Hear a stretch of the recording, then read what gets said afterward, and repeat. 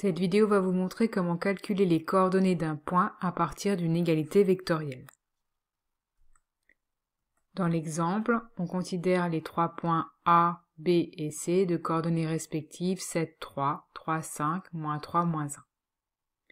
On cherche à calculer les coordonnées d'un point D tel que le vecteur AD est égal à 3/2 du vecteur BC. On va commencer par faire la figure qui permettra de conjecturer graphiquement les coordonnées du point D cherché. Graphiquement, on peut lire que les coordonnées du vecteur BC sont -6, -6. On obtient ce résultat par le calcul avec la formule xc moins xb et yc moins yb. On va maintenant chercher les coordonnées du vecteur 3/2 de BC. 3/2 de BC est le vecteur dont les coordonnées sont obtenues en multipliant celles de BC par 3/2. On obtient donc 3/2 de BC est égal à 3/2 fois -6 pour l'abscisse et 3/2 fois -6 également pour l'ordonnée. Ce qui donne -9, -9. Grâce à ces coordonnées, on peut donc tracer le vecteur AD.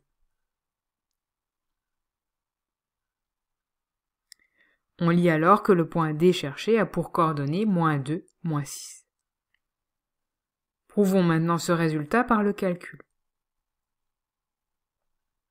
L'énoncé nous donne une égalité vectorielle. Vecteur AD égale 3/2 de vecteur BC. On a déjà calculé le vecteur 3/2 de BC, qui a pour coordonnées -9, -9.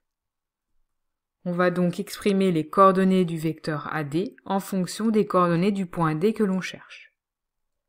D'après la formule, le vecteur AD a pour coordonnées xd moins xa et yd moins ya. En remplaçant les coordonnées de A, nous obtenons xd moins 7 et yd moins 3. Or, nous savons que deux vecteurs sont égaux si et seulement si leurs coordonnées sont égales 2 à 2. On obtiendra alors deux égalités, une pour les abscisses, qui nous donne donc que xd moins 7 doit être égal à -9, et une autre égalité pour les ordonnées. On obtient ici yd moins 3 est égal à -9. Il reste maintenant à résoudre ces deux équations. Nous obtenons xd égale -9 plus 7 soit -2 et yd égale -9 plus 3 soit -6.